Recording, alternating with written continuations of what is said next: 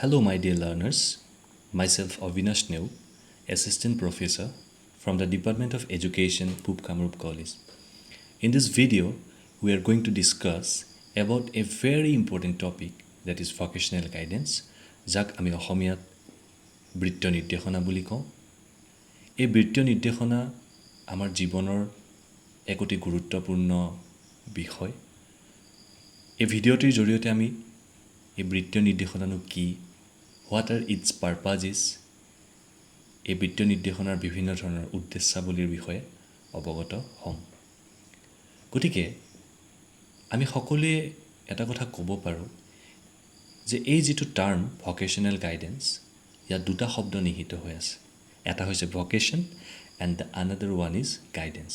গতিকে এই শব্দ দুটাৰ অৰ্থ যদি আমি ভালদৰে বুজিব পাৰোঁ, তেতিয়াহ'লে ভকেশ্যনেল গাইডেন্স মানেনো কি হয় সেই বিষয়ে জনাত আমাৰ যথেষ্ট সহায় হ'ব। গতিকে প্ৰথমতে আমি চাওঁ দ্য টাৰ্ম ভকেশ্যন। আমি সকলোৱে এই শব্দটোৰ লগত খুবেই পৰিচিত। আচলতে ভকেশ্যন হৈছে এটা বৃত্তি, যাক আমি বৃত্তি বুলি কওঁ, যাৰ বাবে এজন মানুহক, এজন ব্যক্তিক আমি বিভিন্ন ধৰণে প্ৰশিক্ষণ প্ৰদান কৰোঁ, বিভিন্ন ধৰণে তেওঁক আমি শিক্ষা প্ৰদান কৰোঁ, কোৱালিফিকেশ্যন প্ৰদান কৰোঁ।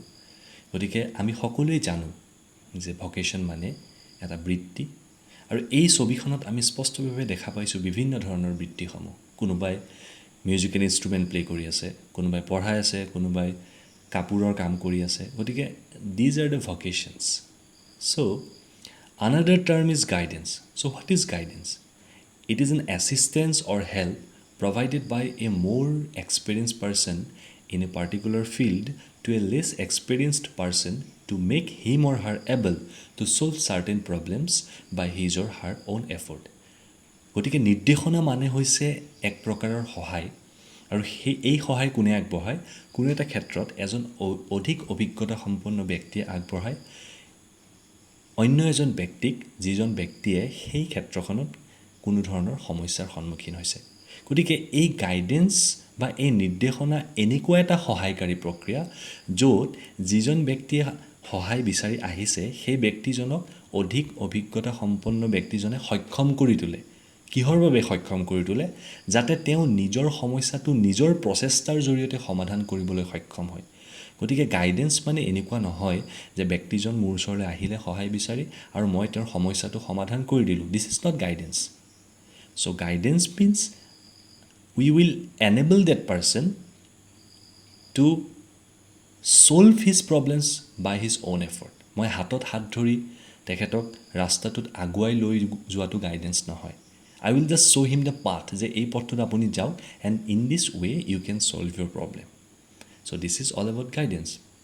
So my dear learners, now I hope you all are very well understood the concept of vocation and guidance. গতিকে এই দুটি শব্দক আমি যেতিয়া লগাই দিম, তাকে আমি ভকেশ্যনেল গাইডেন্স বুলি ক'ব পাৰোঁ। That means in other sense, when the guidance service is provided in the field of vocation, that can be termed as vocational guidance. গতিকে এই ভকেশ্যনেল গাইডেন্সনো হয় কি, সেই বিষয়ে আমি কিছু আলোচনা এই পইণ্টসমূহৰ জৰিয়তে কৰিব পাৰোঁ। So' vocational guidance is a process through which an individual is help. বৃত্তীয় নিৰ্দেশনা হৈছে এনেকুৱা এটা প্ৰক্ৰিয়া য'ত আমি এজন ব্যক্তিক সহায় কৰোঁ। কেনেধৰণৰ সহায় কৰোঁ? প্ৰথম কথা হ'ল to get adequate information regarding the world of work around him or her. এই যে বিভিন্ন ধৰণৰ বৃত্তি বা বিভিন্ন ধৰণৰ ভকেশ্যনবোৰ আছে, সেইবোৰৰ বিষয়ে আমি পৰ্যাপ্ত পৰিমাণৰ তথ্য তেওঁলোকক প্ৰদান কৰোঁ ভকেশ্যনেল গাইডেন্সৰ জৰিয়তে। দ্বিতীয়তে to make proper choices among these various vocations for future.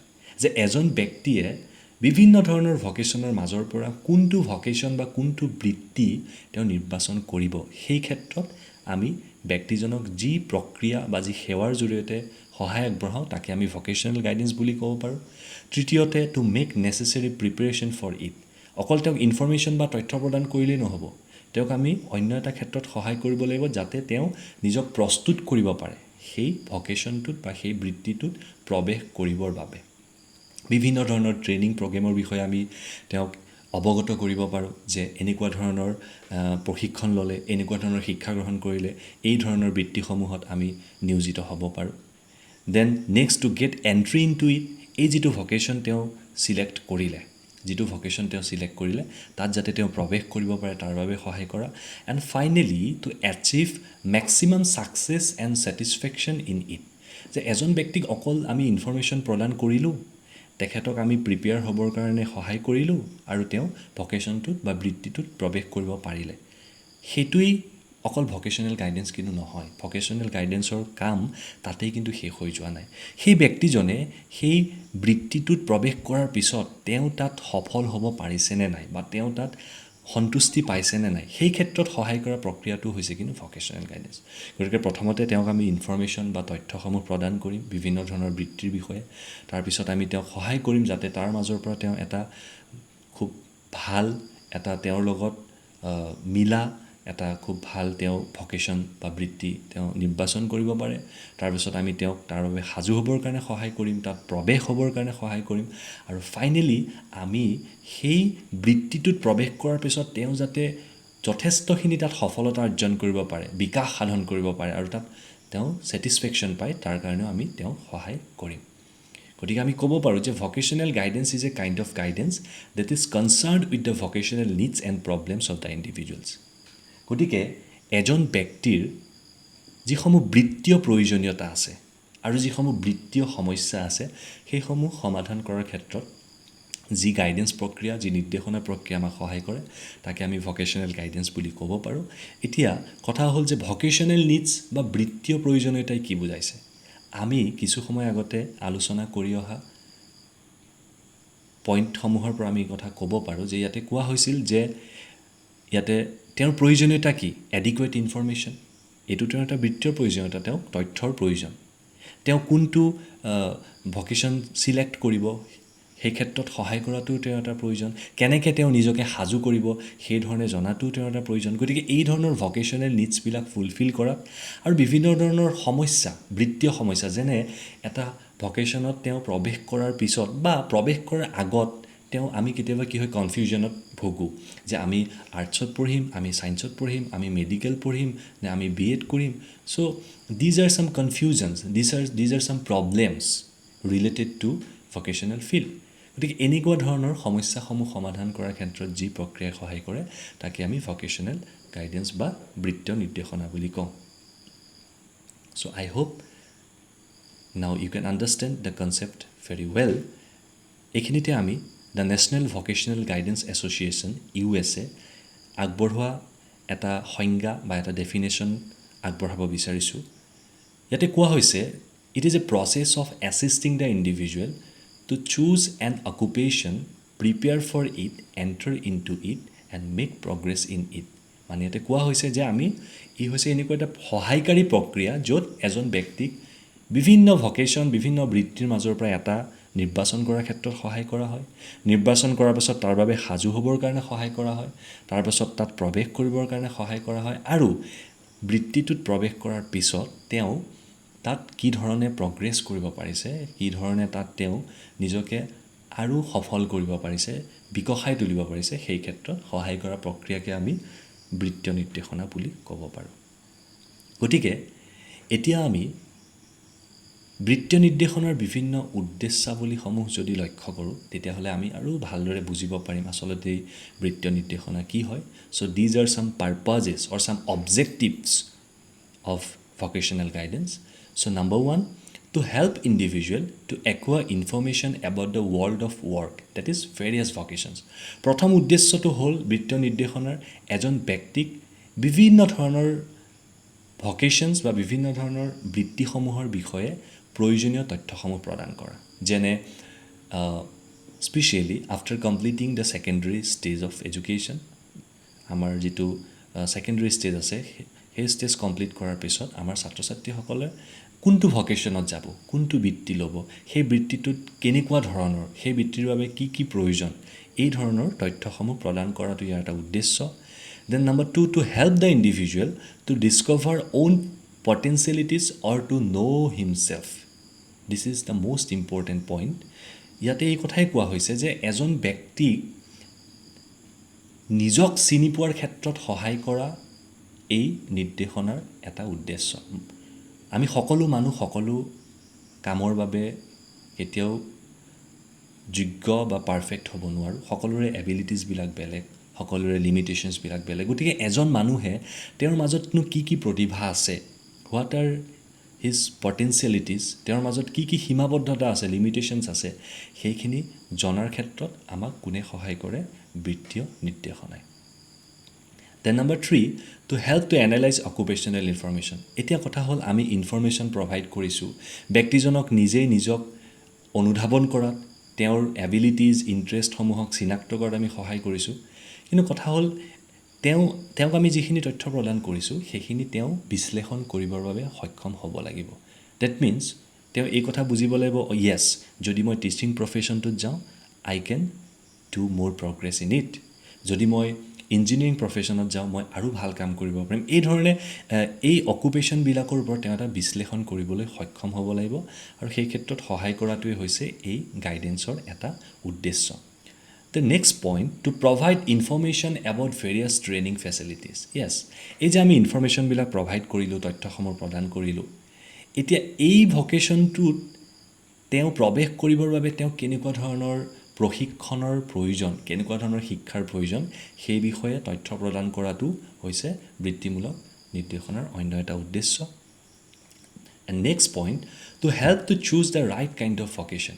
Okay, আমি এতিয়ালৈকে যিমানখিনি এই ওপৰত আমি যিমানখিনি পইণ্ট আলোচনা কৰিলোঁ এই গোটেইখিনিৰ আল্টিমেট এইম কিন্তু বা ইয়াৰ আল্টিমেট উদ্দেশ্য কিন্তু এইটো যে আমি ব্যক্তিজনক সঠিক এটা বৃত্তি নিৰ্বাচন কৰাৰ ক্ষেত্ৰত সহায় কৰা তাৰ বাবে আমি কি কৰিলোঁ তেওঁক তথ্য প্ৰদান কৰিলোঁ তেওঁক আমি বিভিন্ন ট্ৰেইনিং ফেচিলিটিজৰ বিষয়ে ক'লোঁ গতিকে আমাৰ আল্টিমেট এইমটো হৈছে যে ব্যক্তিজনে যাতে এটা সঠিক ভকেশ্যন বা বৃত্তি নিৰ্বাচন কৰিব পাৰে সেইটো ইয়াৰ অন্য এটা উদ্দেশ্য And the next point, to help in making satisfactory progress in vocation. Yes.